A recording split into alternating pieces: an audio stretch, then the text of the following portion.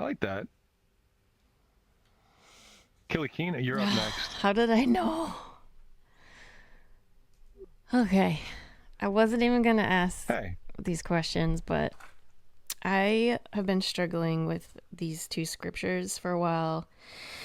I don't think I've ever asked you about them, but some people may view it as like legalistic or whatever, but like, okay, so it's like a two-part question. So I'll start with the first part of Okay. the question. It's two different topics, but First Corinthians talks about how women should cover their head when praying and prophesying. Oh, 1 Corinthians 11. Yeah, and I just like I've done it before and I was the only woman in the whole church that was wearing one and I felt like No. people were looking at me crazy, and it talks about how like a Okay. woman's hair is her glory, and I just felt convicted to do it. So I know it's like a personal All thing right. too, but I'm just curious what you think about it. And All then right. Here we there's go. another part. It's a totally different topic, but we'll start with that. Now let's put this one to bed right now. Okay. So, all right, stick with me on this. Stick with me, but when I get to the end, it will make sense. So I didn't even we've got finish what I 1 wanted to Corinthians say, but it's 11, okay. and what Kilikina is talking about is where Paul goes through these rules for men and women, and he talks about head covering, talks about their hair. Let me just read a little bit of what it is, okay? Every man who prays or prophesies with his head covered dishonors his head, but every woman who prays or prophesies with her head uncovered dishonors her head. It is the same as having her head shaved. Okay, we're going to come back to that. For if a woman does not cover her head, she might as well have her hair cut off. But if it is a disgrace for a woman to have her hair cut off, her head shaved, then she should cover her head. A man ought not to cover his head, since he is the image and glory of God, but woman is the glory of man. All right. Let me keep going. For man did not come from woman, but woman from man. Neither was man created for woman, but woman for man.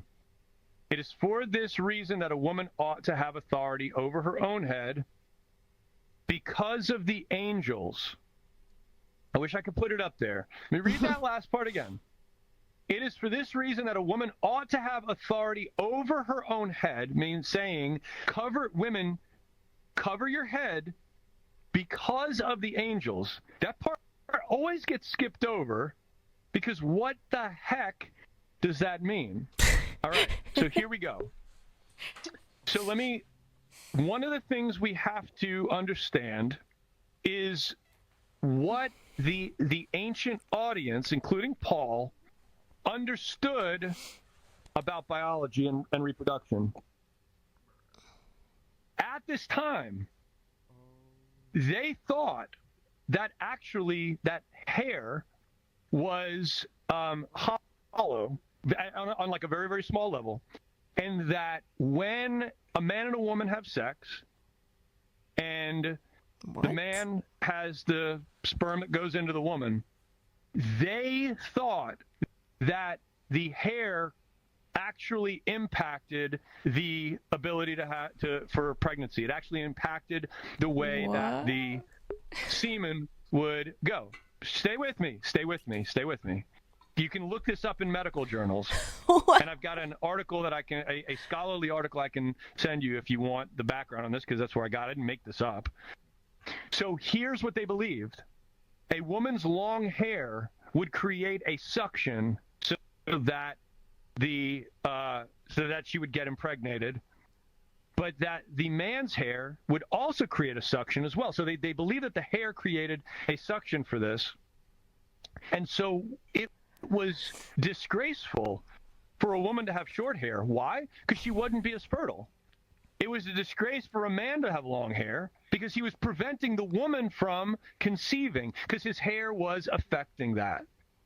So when you see all this talk about a man's hair shouldn't be long and a woman's hair shouldn't be short and all that, this was actually being colored by what they believed about the reproductive process.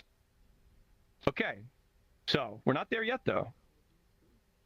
Why then would Paul say that a woman should cover her hair when she's praying. Well, if the hair is part of the reproductive system, then that's actually, I mean, think about the other parts of the reproductive system.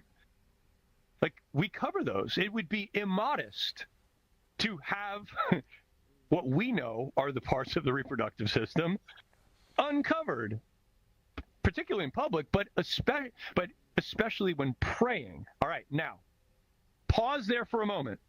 Got to understand something about the Israelite culture. When we talk about the major events that happen in the Bible, the major events, like when you see like some of the icons that you might see like on a T-shirt or maybe like a tattoo or something, where we see like the fall, like creation, fall, redemption, things like that. The major thing that we look at is creation, and then Adam and Eve's sin, and that's the fall. The next major thing that we really go to as Christians and as a modern audience is the cross.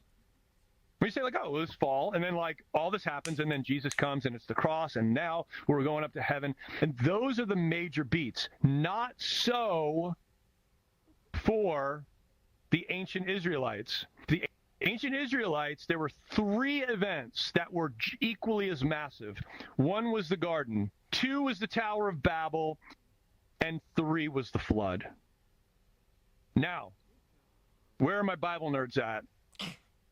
Why did the flood happen? Why did God wipe everything out? Kelly Keena, I'll put you on the spot. Because of man's wickedness. Okay, man's wickedness.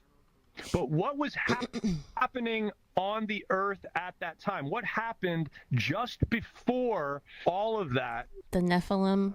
Do you know? Nephilim, okay. Basically making hybrid, or fallen angels making Nephilim with humans. Say it again. Who did? Fallen angels had sex with women and made Nephilim, the giants. And they saw that the women were beautiful. The angels saw that the women were beautiful, and they went and they came and they had sex with them. Go back to verse 10. It is for this reason that a woman ought to have authority over her own head because of the angels. So you pull this all together, you've got an ancient Israelite audience that saw the fall as serious as the angels, seeing that women were beautiful and having sex with them, and it being a disaster. We've got them believing that the hair is part of the reproductive system. And what we no doubt have here is Paul and many other Israelites basically terrified that you have got women basically praying naked to the heavens, and actually a fear that they would have another incident, another issue where the angels see that the women are beautiful and something happens. That's the only way to make sense of because of the angels. That's the thing that ties it all together. So what do we do with that? What's the lesson in it for us? We know that hair is not a part of the reproductive system. And so for us, it's not a matter of every woman has to have their head covered in church. This was not a commandment laid down by God. What Paul was saying was, women, you believe this too, and yet you pray immodestly. And so really what this ultimately is a reminder to consider the way in which we pray, the manner in which we pray, the seriousness in which we pray, understanding that when we pray, we are speaking into heaven, so to speak. We are praying to a heavenly God.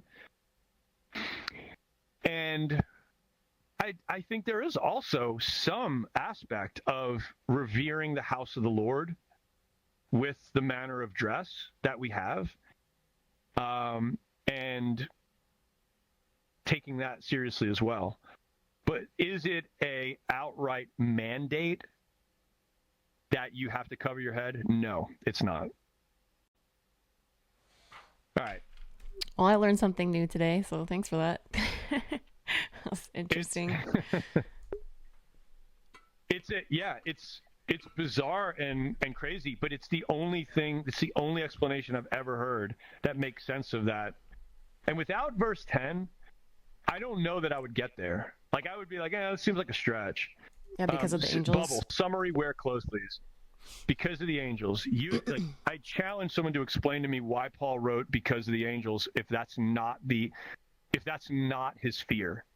It's the only thing that makes sense. Okay. And the rest of the chapter really, the entire thing combined does. Okay. So that was a whole that was a loaded one. I think I'll save it for another time because that was a big one. Okay. Fair enough.